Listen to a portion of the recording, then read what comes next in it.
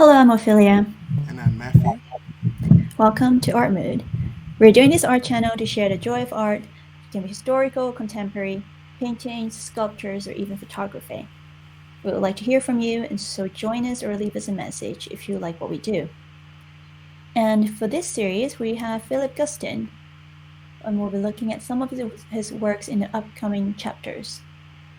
So, Matthew, what do we know about the artist? Well, he was born Philip Goldstein. He was born in 1913. Um, he's from a Russian background. Um, he grew interested in art through the Italian Renaissance. So, people like Michelangelo, Donatello, Raphael, Leonardo, like the Mm-hmm. Ninja Turtles. um, and he moved to doing abstract work. Um, what else could you What else can you tell us, Ophelia? Well, I think as you mentioned, like he was originally from Russia, right? Yeah. Though he was a first generation Jewish immigrant, his family escaped to the America from the mass slaughter in Russia. Mm. And Guston was mostly a self-taught artist, although he did enroll into art school for some time. And he achieved early success as an abstract expressionism, as you mentioned earlier, and he moved into figurative art later on. And I think his abstract expressionism was mostly inspired by the dreaminess of Monet's Water Lily and possibly Turner's sea paintings. And he started this figurative or neo expressionism in 1970. And so the cartoonish like drawings and these colors became Guston's new adopted style. And in this first chapter of Guston, we'll look at the development of Klansmen, perhaps one of the most controversial subjects of last year.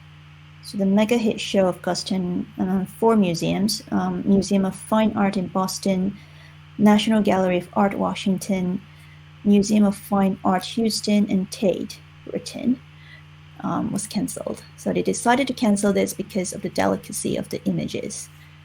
And the show was originally scheduled to open in July 2020, and it got pushed back to 2021, and now it's due in 2024. So we're going to look at Klansman. So what do we know about it, Matthew? Well, during his childhood, the Klansmen were more prominent, and he During often during during Guston's childhood, yes, right? and also during the time there was this case where several young men in Alabama, black men, they Mm-hmm. were accused of sexually assaulting two white women, and they were sent to death row. But it was really an allegation, so there was actually nothing solid, and Mm-hmm. this motivated him to create this sort of work. Um, Not only that, but I believe the year before, Mm, Martin Luther King Jr. was assassinated. right. So this is sort of what charged his the paintings we're going to talk about today. Well, some of them. So it actually a sense of social justice, right? Yes, yes, And which prompt him to start doing these paintings. yes. Well, the Klansman is a very delicate subject, I guess, and but without I find it impossible to talk about the Klansman without mentioning the Mother and Child, which was painted by Guston in 1930. And I think we have the picture, right? Yeah, we do. So Should I show it now? yeah, Okay. yeah. So here we have this, and this was Guston's first important painting, and the composition was most likely inspired by Cubism and Surrealism. So with very distinctive, chunky and muscular limbs. So just kind of like Picasso, right? Yes, that's true. Mm. And the child with pinkish flash buries the head in the mother's tummy. Mm. And the delicate movements of reaching out to a child reminds me of Da Vinci's The Virgin and Child of Saint Anne, Mm. which in the Louvre, but in at the National Gallery of well in London we have the cartoons there. Mm. So Guston transformed this traditional subject to a stylized edition. Mm. So as you mentioned, like all these real life social problems happening in that era prompted Klansmen to prompted like Guston to paint the Klansman, and this was first appeared in the 30s. Mm. So do we have the first painting here? It's like a cartoon or sketch, right? Yes. This was done, I guess, when he was 17 in high Mm, school. Yeah. Um, I believe he painted this before he was expelled from school. But right. funny enough, it was for a completely different thing. He was actually doing a protest about um, the school focusing on sport rather than art. Mm, Um, but this was actually it was the base of his future work. Another piece of work based on this one. Um, but apparently it got destroyed. mm, So we only have this original version here. mm. Yeah. So this is the first really painting that appeared, right? And like you said, it was destroyed. Yeah. And during the time of the violent days, right, in Orange County, so the KKK took hold of different areas and forced its racist ideologies in violent ways. And of course, Guston, with a Jewish background, was also being targeted. Mm. So both as a victim and but also a witness of the lack of social justice and support Mm. during the time. Mm. So yeah, the Klansman may began as an exploration, like most artists do, evolve from one style to another from time to time, right? Mm. Because he moved from abstract expressionism and then to this figurative art. And but as time goes by, I think, like as he grows older, he became more confident and eloquent with the experience of his younger days. And then he started to paint Klansmen in the 1970s. Mm. Should we look at that? Yeah, the new ones. Yes. So, well, tell me, well, what do you know about this, Matthew?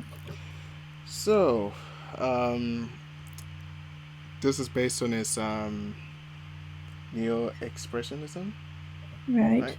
And he made quite a number of these paintings. Mm-hmm. The ideology was he wanted to get into the mind of a Klansman. Mm. He drew them in this very goofy way, very cartoony, Mm. with patchwork on their masks, um, always smoking for some reason.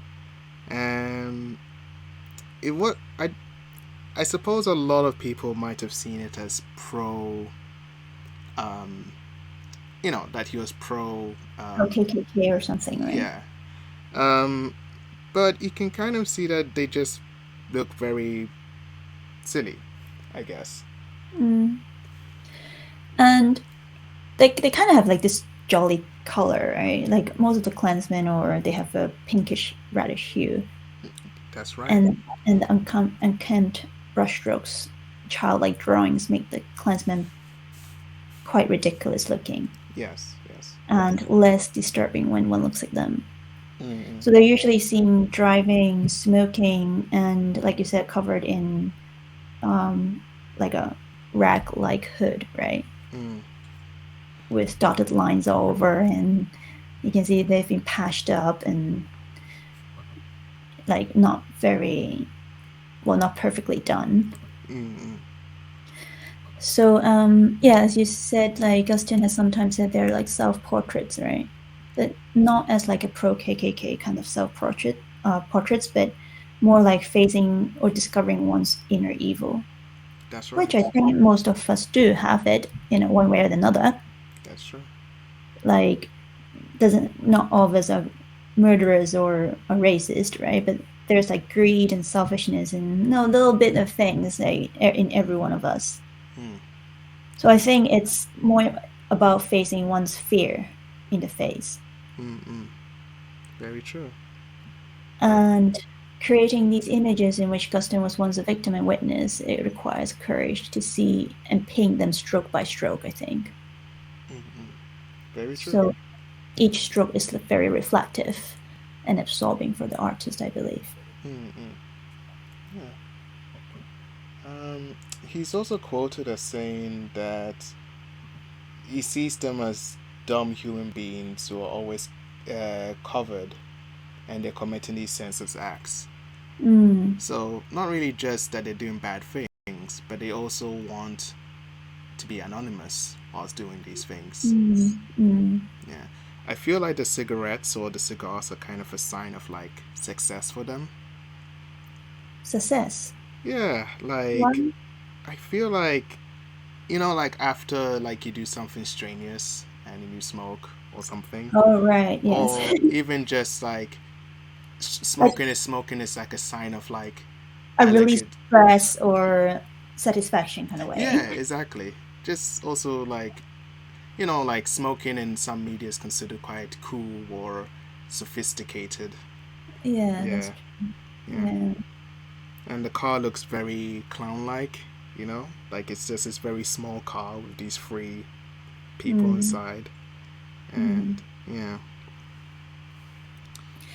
Like you mentioned earlier, like about masking oneself to do bad things, right? yes, And I think each of us do have, how should I say it? We mask ourselves one way or another when we absolutely, are facing the public or in front of others, right? exactly, yeah, Not always, but I mean, not exactly in a bad way. There's no bad or good way. It's just somehow we try to protect ourselves too under a mask. that's very true. Yeah, you can see it a lot with like cancel culture and the like. There's also something like a mob mentality. You know, Mm, um, the earlier work we looked at with the lynching, mm, um, you can see that. Let's see, is it this one? Yeah. Um, you can kind of see the member at the front, the mm, foreground, mm, and you could maybe say he's kind of mournful. mm, Um, Maybe he realizes what he did was terrible. Very mm, horrid. mm, Um, in a way, from what I've been reading, he's trying to not necessarily humanize them, but trying to understand why they do the things they do. mm. And it's also a little odd that a lot of these depictions of the Klansmen they're always covered in blood, even if they're not doing something bad, Mm, like this mm, painting here. mm. Covered in blood? Yeah, like even this painting, this one here with this Klansman painting on the canvas, Mm. just in the corner here. Oh, Yeah, yeah. as in like they're covered in blood, as in like they're guilty. You know. Mm, mm. Yeah. Yeah, it's quite interesting. Like they have yeah, this one like that here covered in blood as you said. Mm-mm. Blood stained. Yeah. Like hoods, right? Yeah. Yeah. And I guess the patchwork could also show kind of like dedication to their cause. That they've been doing Mm, this for so long that they've had to keep patching their hoods. You mm. know. Um. Hmm. Yeah, it's a very reflective kind of way to demonstrate one's deepest and most personal feelings, right? Mm. Like for an artist to do this. who was a victim himself. Very true. Yeah, but it's a bit pity that we won't be able to see them like until 2024. Mm-mm. But I know Halsam and Wirth at the gallery in New York, they just had a Guston show and well ended on 30th of October. Mm. Yeah. Yeah, and it feels like a bit patronizing in a way that this cancellation, the decision of this cancellation was made on the Mm. grounds that audience may misinterpret Guston's Klansman. But I can also see concerns of the institutions. That's true. Yeah. Yeah, we're living in a very convulsive era with many opinions shaped and readily provoked by almost anything, Very true. if not everything. Mm. Yeah. So, yeah, you can't imagine like a mob charges into the museum and deface these paintings. It'll be a true disaster. Mm. It's happened quite a few times actually. Some of his previous work has actually been Yeah. destroyed by Klans members in Mm. the past. Um, so I suppose in this day and age, it's just better to be safe. I suppose. Yeah, some describe the museum as like cowardly, but Hmm. Hmm. I guess it's like a risk, and they have assessed this and they just believe they cannot take this risk. Hmm. Hmm. Hmm. So you feel like it should be everyone should be able to see these pieces of work. Yeah, I think so. I think everyone should go and look at them and really try to ruminate, what was in one's mind or in Guston's mind. If not, we're trying to, well, understand the artist, but it is very reflective, if we know about what these paintings were about Hmm. for oneself. Hmm. Yeah, they're, very interesting and great works of art, I believe. Hmm. I agree. So, what do you think about Guston's Klansman, Matthew? Well, um, it was actually a fun. It was actually fun looking into it Mhm. because even I was a little skeptical about researching it, but I felt like maybe there's something that he's trying to say, Mm. and I don't know. There's something I don't know, like the choice of using red for a lot of the work, especially Mm. during this period in time. Mm. Um, it there's like there's many ways you can kind of interpret it. Like red connotates like rage or Mm. passion or something, and you can kind of. I feel like a lot of this work kind of has layers to it, Mm. and I don't know. I feel like a lot of people are kind of overreacting to this sort of work. I mean, Mm. the Klansmen are portrayed in this very cartoonish way and not in a very strong, cool way. You know? Mm. Yeah. Yeah. I think people can. I think when people have time to look at it, like I did, they can see that there's more to it than just a man who painted a lot of these Klansmen Mm. paintings for some um, negative meaning. Mm. Should we talk about the cherries as well? Yeah, let's look at the cherries. Sure.